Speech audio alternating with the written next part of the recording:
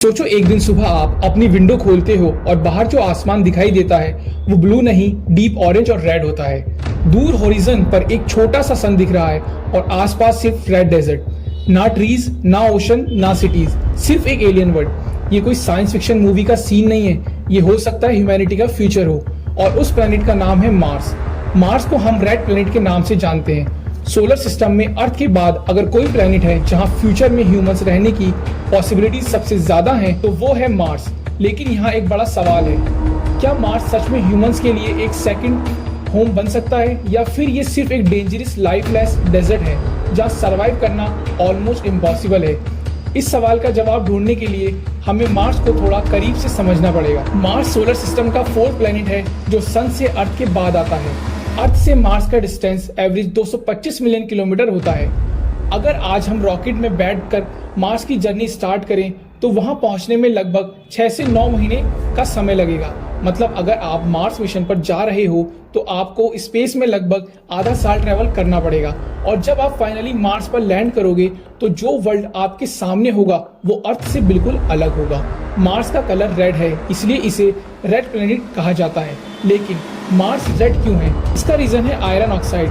Mars की soul में iron यानी कि लोहा प्रेजेंट है जो ऑक्सीजन के कांटेक्ट में आकर रस्ट बनाता है। एग्जैक्टली वही रस्ट जो अर्थ पर पुरानी आयरन चीजों पर दिखाई देता है। इसी रस्ट की वजह से मार्स का पूरा सरफेस रेड और ऑरेंज कलर का दिखाई देता है। लेकिन मार्स सिर्फ रेड डेजर्ट नहीं है, इस प्लेनेट पर कुछ ऐसा स्ट्रक्चर भी है जो सोलर सिस्टम का सबसे एक्सट्रीम स्ट्रक्चर में काउंट होता है। मार्स पर एक वॉल्केनो है जिसका नाम है ओलंपस मोन्स। ये वॉल्केनो इतना बड़ा है कि अगर इसे अर्थ पर रख दिया जाए तो ये माउंट एवरेस्ट से लगभग 3 गुना ज्यादा ऊंचा होगा। ओलंपस मोन्स की हाइट अराउंड 22 किलोमीटर है और इसका बेस इतना ह्यूज है कि ये लगभग फ्रांस की साइज के बराबर एरिया कवर करता है। इमेजिन करो एक ऐसा वॉल्केनो जो एक पूरा कंट्री जितना बड़ा हो। लेकिन मार्स की एक्सट्रीम ज्योग्राफी यहीं खत्म नहीं होती है। मार्स पर एक और स्ट्रक्चर है जो और भी ज्यादा शॉकिंग है। इसका नाम है वेलिस मैरिनरीज। ये एक जाइंट कैनियन सिस्टम है। अगर इस कैनियन को अर्थ पर रख दिया जाए तो ये यूनाइटेड स्टेट्स के ईस्ट कोस्ट से वेस्ट कोस्ट तक स्ट्रेच कर सकता है। इसकी लेंथ अराउंड 4000 किलोमीटर है और डेप्थ कुछ जगह पर 7 किलोमीटर तक पहुंच जाती है। ये ग्रैंड कैनियन से भी कई गुना ज्यादा बड़ा है। लेकिन मार्स के बारे में सबसे एग्जिस्टिंग डिस्कवरी ज्योग्राफी नहीं थी, सबसे एग्जिस्टिंग डिस्कवरी थी वाटर। आज मार्स पर लिक्विड वाटर सरफेस पर स्टेबल नहीं रह सकता, लेकिन साइंटिस्ट को मार्स पर एंशिएंट रिवर्स और लेक्स के स्ट्रॉन्ग एविडेंस मिले हैं। मार्स की सरफेस पर ड्राइव राइवर चैनल और लेक बेसिन्स डिस्कवर हुए हैं और मार्स के पोल्स पर ह्यूज आइस कैप्स भी मौजूद हैं।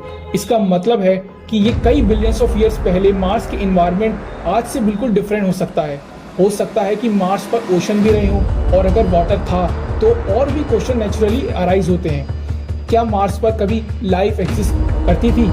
ये क्वेश्चन साइंटिस्ट को सबसे ज्यादा डिकेड से एक्साइट कर रहा है और इसी क्वेश्चन का आंसर ढूंढने के लिए मार्स पर कई रोबोटिक एक्सप्लोरर भेजे गए हैं। मार्स पर लैंड करना इजी नहीं है। प्लेनेट के एटमॉस्फेयर बहुत थिन है, इसलिए लैंडिंग के टाइम स्पेसक्राफ्ट को स्लो करना एक्सट्रीमली डिफिकल्ट हो जाता है। साइंटिस्ट इस प्रोसेस को 7 मिनट टेरर भी कहते हैं, क्योंकि मार्स पर लैंड होने के लास्ट 7 मिनट में स्पेसक्राफ्ट को atmosphere entry, parachute deployment, heat shield separation और रॉकेट लैंडिंग जैसे मल्टीपल स्टेप्स परफेक्टली एग्जीक्यूट करना पड़ता है। अगर एक भी स्टेप फेल हुआ तो मिशन खत्म। फिर भी ह्यूमंस ने मार्स पर सक्सेसफुली मिशन लैंड करवाए हैं। मार्स पर कुछ फेमस रोवर्स काम कर चुके हैं, जैसे कि क्यूरियोसिटी रोवर्स और रिसेंटली परसेवरेंस रोवर्स। ये रोबोटिक साइंटिस्ट मार्स के सोल एनालिसिस करते हैं, रॉक्स स्टडी करते हैं और एंशिएंट माइक्रोबाइल लाइफ के क्लूज ढूंढने की कोशिश करते हैं। लेकिन अब साइंटिस्ट का नेक्स्ट स्टेप और भी एम्बिशियस है, सिर्फ रोबोट्स भेजना नहीं, ह्यूमंस को मार्स पर भेजना। अगर फ्यूचर में ह्यूमंस मार्स पर लैंड करते हैं तो वो ह्यूमन हिस्ट्री के सबसे बड़ा मोमेंट होगा। लेकिन मार्स पर सरवाइव करना एक्सट्रीमली चैलेंजिंग है। सबसे पहली प्रॉब्लम है ऑक्सीजन। मार्स के एटमॉस्फेयर का 95% कार्बन डाइऑक्साइड है। ऑक्सीजन ऑलमोस्ट नहीं के बराबर है, इसलिए ह्यूमन बिना लाइफ सपोर्ट के वहां 1 मिनट भी सरवाइव नहीं कर सकते हैं। और दूसरी सबसे बड़ी प्रॉब्लम है टेम्परेचर। मार्स का average temperature around -60 degree Celsius होता है, मतलब अंटार्कटिका से भी ज्यादा कोल्ड। और तीसरी प्रॉब्लम है रेडिएशन।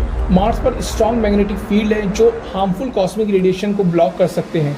इसलिए मार्स सरफेस पर रेडिएशन लेवल अर्थ से काफी ज्यादा है। लॉन्ग टर्म एक्सपोजर ह्यूमंस के लिए डेंजरस हो सकता है। फिर भी साइंटिस्ट और इंजीनियर मार्स कॉलोनाइजेशन के सॉल्यूशन ढूंढ रहे हैं। Future Mars colonization underground habitats में बन सकता है, जिसे रेडिएशन से प्रोटेक्शन मिल सकती है। मार्स आइस के मेल्ट करके वाटर और ऑक्सीजन जनरेट किया जा सकता है और ग्रीन हाउस डोम्स में प्लांट्स ग्रो किए जा सकते हैं। अगर ये टेक्नोलॉजी सक्सेसफुल हो जाती है तो हो सकता है आने वाले कुछ डिसेट्स में ह्यूमंस मार्स पर परमानेंट बेस एस्टेब्लिश कर लें। सोचो, एक दिन मार्स पर ह्यूमन सिटीज हो, मार्स पर स्कूल हो, मार्स पर फर्म्स हो और मार्स पर बॉर्न होने वाला पहला ह्यूमन चाइल्ड हिस्ट्री का पार्ट बन जाए। आज ये सब साइंस फिक्शन लगता है, लेकिन हिस्ट्री ने बार बार प्रूव किया है कि जो चीज़ आज इम्पॉसिबल लगती है वो कल रियलिटी बन सकती है।